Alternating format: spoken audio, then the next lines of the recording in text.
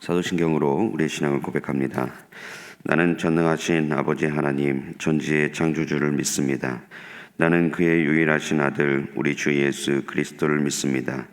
그는 성령으로 잉태되어 동정녀 마리아에게서 나시고 본디오 빌라도에게 고난을 받아 십자가에 못 박혀 죽으시고 장사된 지 사흘 만에 죽은 자 가운데서 다시 살아나셨으며 하늘에 오르시어 전능하신 아버지 하나님 우편에 앉아 계시다가 거기로부터 살아있는 자와 죽은 자를 심판하러 오십니다. 나는 성령을 믿으며 거룩한 공교회와 성도의 교제와 죄를 용서받는 것과 몸의 부활과 영생을 믿습니다. 아멘. 우리 찬송가 390장 찬양하겠습니다. 찬송가 390장입니다. 예수가 거느리시니 찬송가 390장입니다.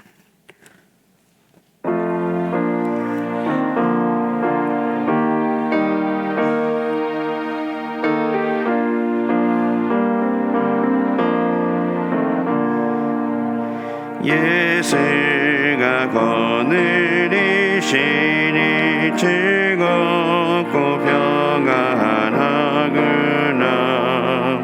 주야의 자고 깨는 것 예수가 거느리시네. 주는 항상 돌보시고 날 지니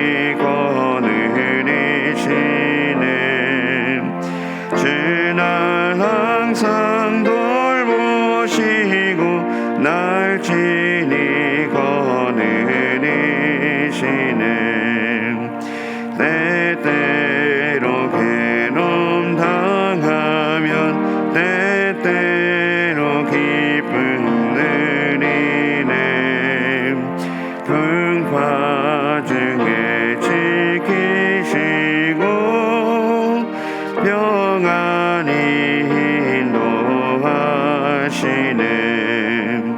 주는 항상 돌보시고 날 지니 거느리시네. 주는 항상 돌보시고 날 지니 거느리시네.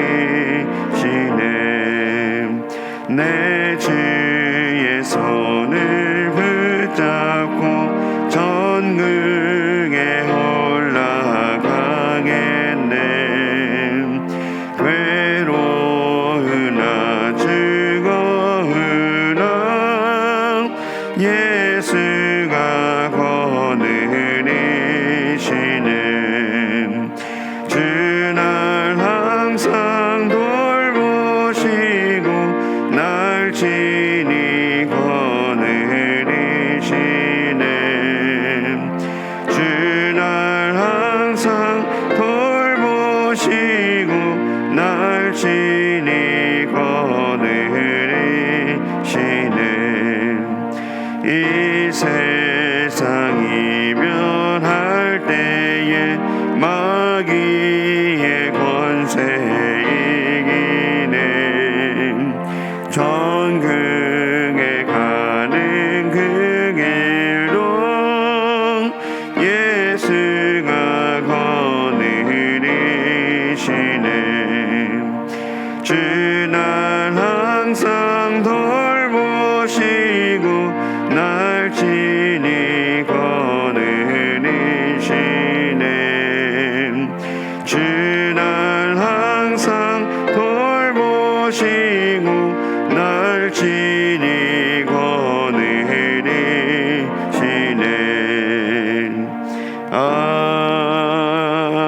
아멘.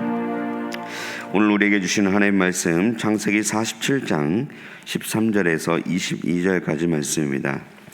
성경 말씀 창세기 47장 13절에서 22절까지 말씀입니다. 창세기 47장 13절에서 22절 말씀 한 절씩 교독하신 후에 마지막 절은 합독하겠습니다. 기근이 더욱 심하여 사방에 먹을 것이 없고 애굽 땅과 가나안 땅이 기근으로 황폐하니 요셉이 곡식을 팔아 애굽 땅과 가나안 땅에 있는 돈을 모두 거두어 들이고 그 돈을 바로의 궁으로 가져가니 애굽 땅과 가나안 땅에 돈이 떨어진지라 애굽 백성이 다 요셉에게 와서 이르되 돈이 떨어져 싸우니 우리에게 먹을 거리를 주소서. 어찌 주 앞에서 죽으리이까? 요셉이 이르되 너희의 가축을 내라. 돈이 떨어졌은즉 내가 너희의 가축과 바꾸어 주리라. 그들이 그들의 가축을 요셉에게 끌어오는지라 요셉이 그 말과 양떼와 소떼와 나귀를 받고 그들에게 먹을 것을 주되 곧 그 모든 가축과 바꾸어서 그 해 동안에 먹을 것을 그들에게 주니라. 그 해가 다 가고 새 해가 되매 무리가 요셉에게 와서 그에게 말하되 우리가 주께 숨기지 아니하나이다. 우리의 돈이 다하였고 우리의 가축대가 주께로 돌아갔사오니 주께 낼 것이 아무것도 남지 아니하고 우리의 몸과 토지뿐이라. 우리가 어찌 우리의 토지와 함께 주의 목전에 죽으리이까? 우리 몸과 우리의 토지를 먹을 것을 주고 사소서. 우리가 토지와 함께 바로의 종이 되리니 우리에게 종자를 주시면 우리가 살고 죽지 아니하며 토지도 황폐하게 되지 아니하리이다. 그러므로 요셉이 애굽의 모든 토지를 다 사서 바로에게 바치니 애굽의 모든 사람들이 기근에 시달려 각기 토지를 팔았음이라.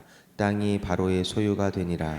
요셉이 애굽 땅 이 끝에서 저 끝까지의 백성을 성읍들에 옮겼으나 제사장들의 토지는 사지 아니하였으니 제사장들은 바로에게서 녹을 받음이라.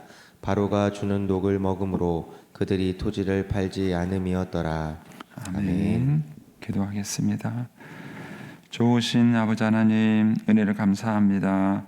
지난 간밤에도 저희들을 주님 품 안에서 편히 쉬게 해주시고 또 이 새벽에도 저희들을 주 앞에 불러주심을 감사합니다. 물을 떠난 고기가 살 수 없음과 같이 저희가 주의 은혜가 없이는 한순간도 살 수 없음을 고백합니다. 이 새벽에도 말씀과 기도 가운데 저희들을 만나주시며 주의 성령으로 충만케 하여 주옵소서. 기도의 용을 부어주시며 마땅히 간구할 것들로 기도할 수 있게 하여 주옵소서. 주님께 감사의 예물과 또 일천번제, 11조 성교, 구제 예물과 또 구역 예물을 드립니다. 하나님 아버지, 믿음으로 또 순종으로 감사함으로 드리는 예물을 주님께서 기뻐 받으시며 약속하신 하늘의 복과 땅의 복으로 충만하게 채워 주옵소서. 주의 은혜로 종의 가정들을 형통케 해주시며 그 자녀들을 축복하여 주옵소서. 예수님의 이름으로 축복하며 기도하옵나이다. 아멘. 이 새벽에도 주의 은혜와 축복이 함께 하시기를 축원합니다. 저희가 이제 지난 그 토요일 날 이 변압기 터진 그 사건 이후로 아직 그 시스템이 다 복구되지 않았습니다. 전기 불을 끄고 켜는 게 원래는 이제 디지털로 이렇게 디지털 방식으로 끄고 켜도록 되어 있는데 지금은 이제 수동으로 하고 있어요. 그래서 이제 평상시하고 다르게 불을 켜고 끄는 게 약간 다릅니다. 복구가 될 때까지 이해를 해주세요. 그래서 평상시에는 우리가 이제 예배 전에 여기를 다 불을 끄고 이렇게 심의하게 불을 켰다가 시작하면 또 한꺼번에 확 들어왔잖아요. 들어오고 또 기도할 때도 이제 우리가 불을 한꺼번에 확 꺼주고 이렇게 이게 한 번에 됐는데 지금은 이게 수동으로 하기 때문에 그게 잘 안 됩니다. 그러니까 조명이 평상시랑 다르더라도 그래서 그런가 보다 그렇게 여러분들이 이해를 해주시면은 좋겠습니다. 자, 오늘 이제 이 창세기 47장에 보면 이제 하나님께서 요셉을 이렇게 높여주시는 그런 장면이 여기 나옵니다. 이제 13절이 이제 이 당시의 상황에 대한 얘기가 나오죠. 13절에 보면은 기근이 더욱 심해졌다. 그래서 사방에 먹을 것이 없어졌습니다. 그리고 애굽 땅과 가나안 땅에 기근이 황폐했다. 애굽과 가나안뿐만은 아니겠죠. 그런데 이제 두 지역을 특별히 언급한 것입니다. 그래서 그 주변에 이제 계속해서 흉년이 진행이 되니까 이제 어렵게 된 것입니다. 이제 상황이 이렇게 되니까 이제 이 상황으로 인해서 벌어진 일들이 이제 여기에 나오게 되는 것이죠. 14절에 가시면 요셉이 곡식을 팔아 애굽 땅과 가나안 땅에 있는 돈을 모두 거둬들었다. 그러니까 1차적으로는 이제 돈이 이제 애굽으로 다 모이게 된 겁니다. 사람들이 이제 먹을 걸 사기 위해서 애굽에 와서 이제 양식을 사야 되니까 이제 모든 돈이 이제 바로의 궁으로 다 모이게 되는 상황이 벌어졌고요. 나중에는 이제 돈도 다 떨어지잖아요. 돈도 다 떨어지니까 이제는 결국은 이제 물건을 팔아야 되는 상황이 벌어지는 것이죠. 그래서 이제 제일 먼저 팔게 된 것이 이제 가축들이죠. 계속 데리고 있으면 양식만 계속 축나게 되니까 결국 이제 이 가축들을 팔아서 또 이제 먹을 것을 그들이 이제 사게 되는 상황이 벌어지게 됐고, 나중에는 가축도 다 팔고 나니까 이제 더 이상 팔 것이 없게 되죠. 그러니까는 이번에는 자기들의 몸과 땅을 다 팔아가지고 이제 먹을 것을 사야 되는 이런 상황이 벌어지게 되는 것이지요. 결국 이제 이런 상황으로 인해서 바로의 권력은 더욱더 튼튼해져 가게 됩니다. 거기에 20절 말씀에 가서 보시면, 그러므로 요셉이 애굽의 모든 토지를 다 사서 바로에게 바치니 애굽의 모든 사람이 기근에 시달려 각기 토지를 팔았습니다. 땅이 바로의 소유가 되니라. 그러니까 모든 땅이 다 국가 소유가 되는 것입니다. 우리가 이제 역사를 이렇게 들여다보면은요, 이 경제 문제라는 것이 얼마나 중요한지 모릅니다.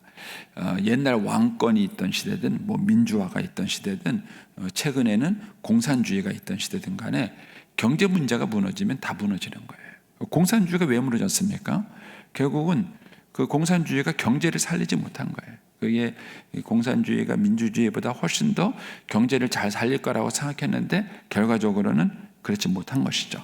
공산주의가 점점 가난하게 되니까 결국은 정권을 유지할 수 없게 된 거고, 공산주의는 무너지게 된 것이죠.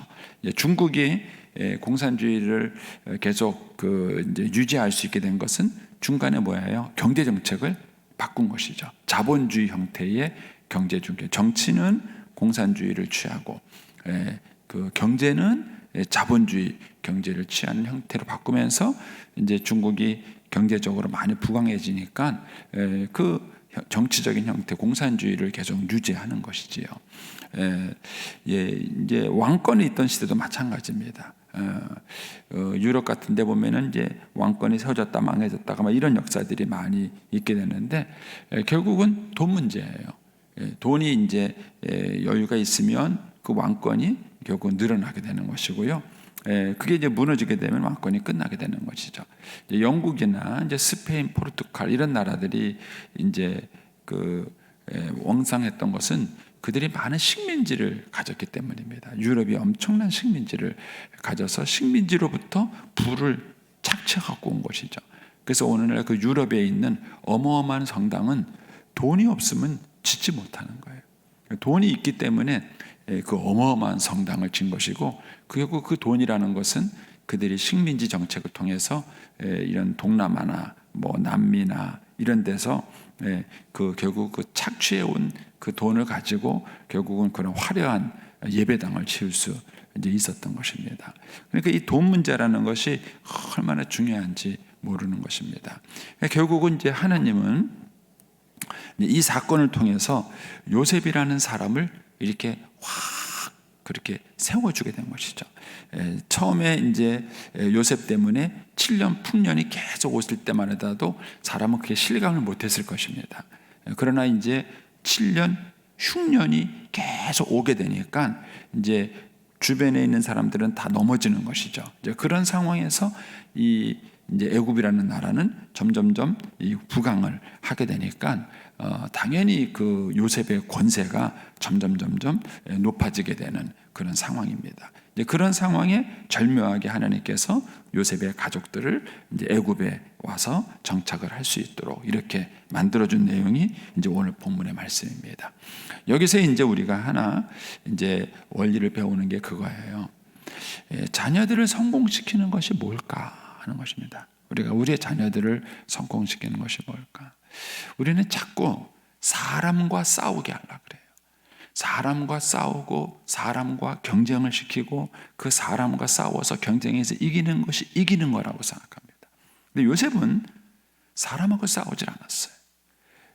형들하고 싸우지도 않았고 보디발하고 싸우지도 않고 보디발의 아내하고도 싸우지도 않았습니다. 그리고 자기의 청을 무너뜨렸던 그런 술 맡은 관원장하고 싸우지도 않았습니다. 요셉이 평생 고민하고 씨름하고 싸웠던 것은 하나님과의 씨름이었어요. 하나님 앞에서 내가 어떤 존재가 되느냐, 하나님 앞에서 내가 어떤 사람이 되느냐 하는 것이었습니다. 요셉은 늘 이 씨름을 했기 때문에 결국 요셉을 이렇게 키워주신 분은 하나님이에요. 요셉에게 가장 뛰어났던 것은 뭐죠? 하나님과 친밀하게 동행해서 하나님의 음성을 들을 수 있었다는 것입니다. 그렇기 때문에 꿈을 해석한 거예요. 여러분, 꿈을 해석하는 걸 아무에게나 주는 게 아닙니다. 요셉도 그렇고 다니엘도 그렇고 얘기를 딱 듣는 순간 이게 뭘 의미하는 거라는 걸 알았어요. 그것은 평상시에 요셉이 하나님과 친밀하게 동행하는 순간입니다. 여러분, 하나님의 음성 듣는다는 게 어느 날 갑자기 들리는 게 아니에요. 왜냐하면 우리에게는요, 하나님의 음성도 들리고요, 마귀도 우리의 생각에다가 자기 생각을 집어넣어요. 거기에다가 우리는 내적으로 자기가 가지고 있는 욕망과 욕심이 있습니다. 그래서 하나님의 음성을 들려줘도 헷갈려요. 이게 하나님의 음성인지. 마귀는 또 가만히 있겠습니까? 마귀도 또 마귀의 음성을 집어넣어줘요. 내 욕심은 또 가만히 있겠습니까? 내 욕심도 막 생겨요. 그러니까는 이 생각도 나고 저 생각도 나고 막 이러면 변별력이 떨어지는 것입니다. 그러면 하나님의 음성은 어느 날 뭐 성례야 하고 들린다고 해서 들려지는 게 아니에요. 그거는 평상시에 하나님과 친밀한 동행을 통해서 이런 영적 변별력을 기르지 않으면 구분할 수 없습니다. 그런데 요셉은 이렇게 하나님과 친밀한 동행을 했기 때문에 바로의 꿈 얘기를 딱 듣는 순간 요셉은 알은 것이죠. 술 맡은 관원장과 떡 맡은 관원장의 그 얘기를 듣는 순간 요셉은 그것에 대한 변별력이 생길 수 있었던 거예요.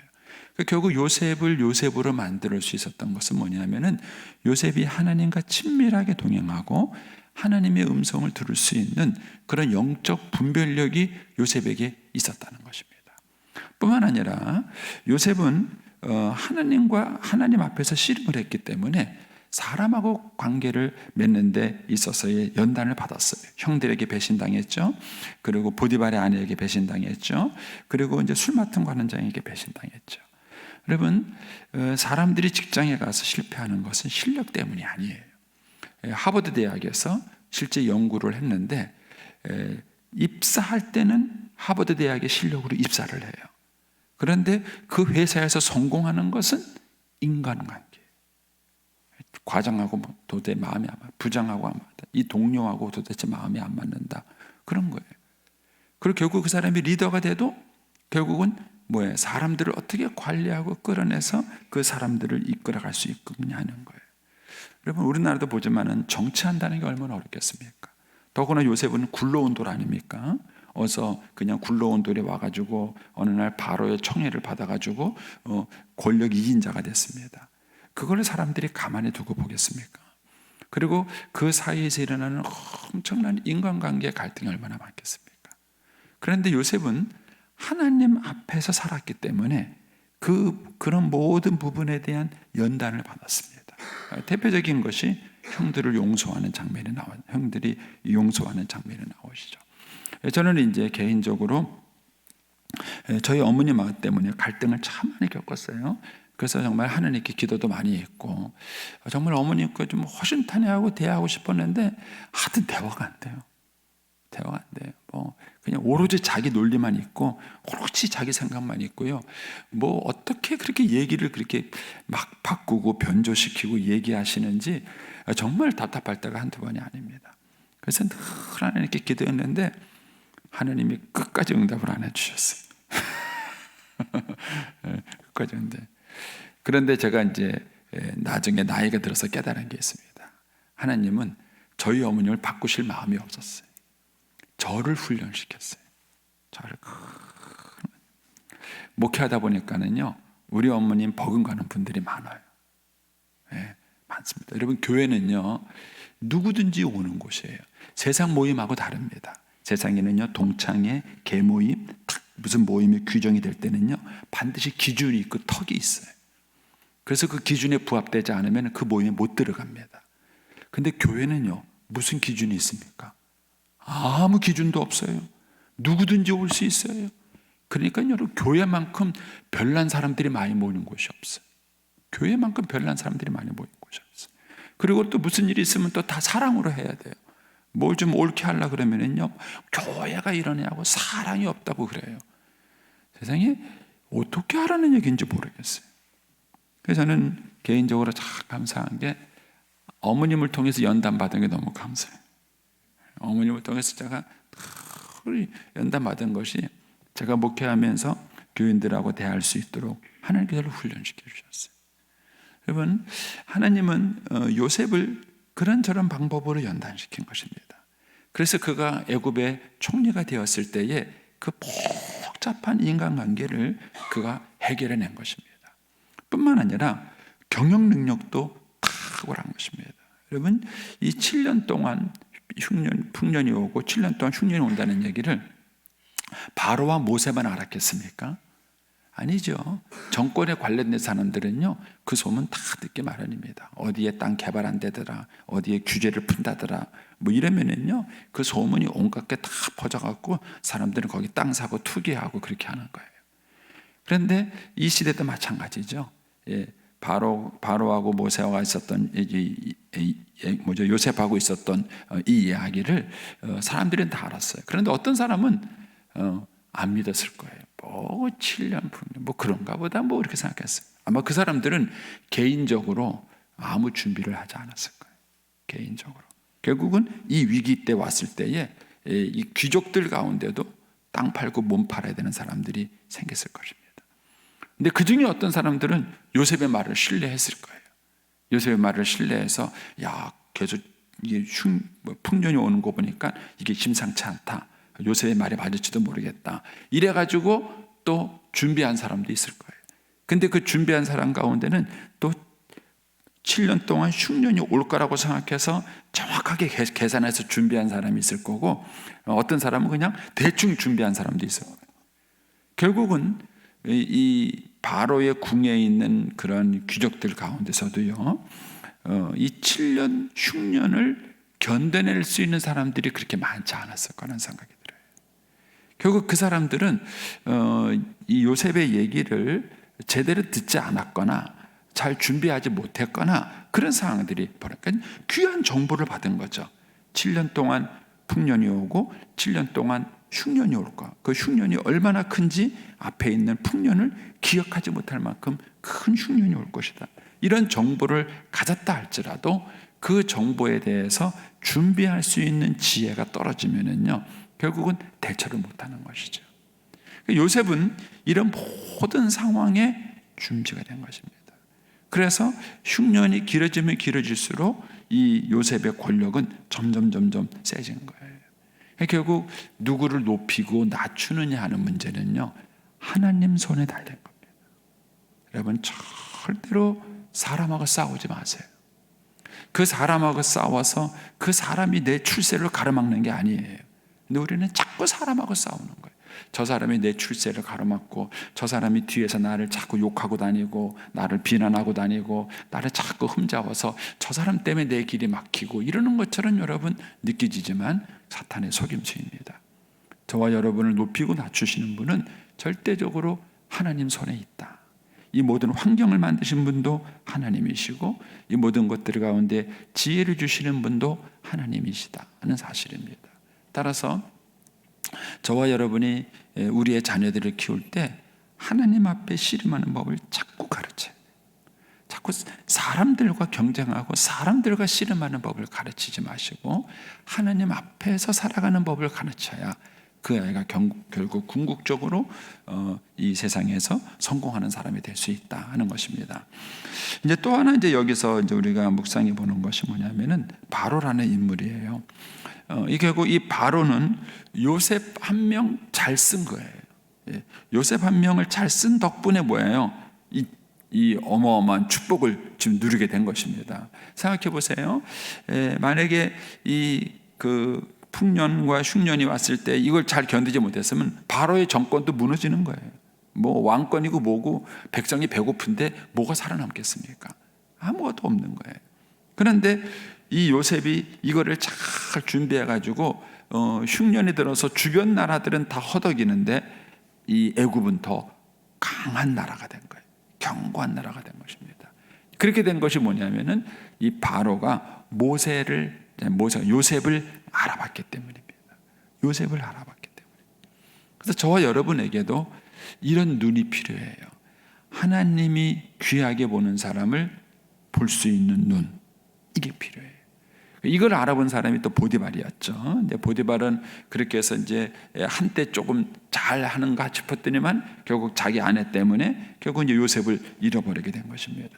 그래서 저와 여러분에게는 하나님이 보내주시는 사람이 있어요. 내 주변에는 하나님이 보내주시는 사람이 있어요. 그 사람을 알아보셔야 돼요. 그 사람을 알아보지 못하고 놓치게 되면 여러분들은 결국 하나님이 주시는 축복을 잃어버리게 됩니다. 하나님은 복을 물질로 주시는 게 아니라 사람을 통해서 주시는 거예요. 그래서 저와 여러분에게 그 인생의 주변에 이렇게 보면은 하나님이 보내주시는 귀한 사람들이 있습니다. 그 사람을 알아볼 수 있는 눈이 필요하고요. 그리고 그 사람들을 여러분들이 귀하게 여기고 그 사람들을 세워가는 것들이 필요합니다. 결국 그것이 하나님께서 저와 여러분의 삶을 축복의 길로 인도하십니다. 우리의 자녀들에게도 마찬가지입니다. 우리의 자녀들에게도 이런 변별력을 키울 수 있어야 됩니다. 이제 젊은 아이들하고 이렇게 이제 연애와 이런 그 데이트 강의를 하다 보면은 그런 질문을 해요. 목사님, 어떤 배우자감을 골라야 될까요? 좋은 배우자감을 골라야 되는 기준이 뭘까요? 이렇게 물어봐요. 그리고 또 그런 사람을 어떻게 알아보느냐 이렇게 물어봐요. 어떻게 알아보죠? 예? 예? 뭐 하루에 10시간 기도하는 사람, 뭐 성경을 100번씩 읽는 사람, 그런 사람인가요? 어떻게 이제 그런 사람을 알아볼 수 있냐는 거예요. 그 방법은 이거예요. 자기를 성숙시키는 거예요. 자기를 성숙시키는 거예요. 그래서 제가 청년들한테 강의할 때 그런 얘기를 해요. 애인이 생기기 전에 네 자신을 성숙시켜라. 예를 들어서 뭐 내가 이제 이 정도 수준의 사람을, 이런 남 배우자를 원한다. 그러면 그런 배우자를 만나기 전에 너 자신을 이런 수준으로 만들어. 너 자신을 이런 수준으로 만들어. 그래가지고 본인이 먼저 그 수준이 되면 그 사람을 알아볼 수 있어요. 왜냐하면 잠언에 보면은요 그런 말씀이 있어요. 물에 사람의 얼굴이 비추는 것처럼 사람의 마음은 마음이 비쳐요. 마음은 마음이 비쳐요.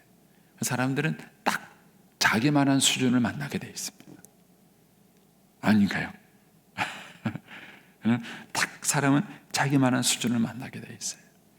그래서 아무리 좋은 사람을 갖다 줘도 자기 거울에 비추지 못하면 못 만나는 거예요. 못 만나는 거예요. 그래서 우리가 자신을 성숙시킨다는 것이 얼마나 중요한지 모르죠. 그래서 우리 아이들에게 이런 그렇게 하나님의 사람을 알아볼 수 있는 눈을 키울 수 있어야 돼요. 그러려면은 우리 아이들 본인들의 그런 영적 수준이 성숙해야 합니다. 그래서 본인이 그런 영적인 사람이 되면 그러면은 마음과 마음, 거울과 거울이 비치듯이 그런 사람을 변별할 수 있다는 것이죠. 이 바로의 왕이 훌륭했던 것이 있다면은 요셉을 알아본 것입니다. 요셉을 알아보고 요셉에게 이 이야기를 맡긴 것이죠. 결국 이 요셉을 통해서 바로의 권력이 얼마나 든든해지고 세워지는가 하는 것들을 보게 되는 것입니다. 여러분, 이 새벽에도 저와 여러분이 이런 영적인 눈에 뜨일 수 있게 되길 바랍니다. 사람하고 씨름하지 마시고 하나님하고 씨름하세요. 그게 궁극적으로는 모든 문제를 해결하고 여러분들을 세워 주실 것입니다. 그리고 내게 보내주시는 하나님의 사람들을 잘 분별하고 알아보십시오. 그리고 그런 사람들을 귀하게 보십시오. 그것이 결국 여러분의 삶 속에 하나님의 축복을 가져오는 통로가 될 것입니다. 기도하겠습니다.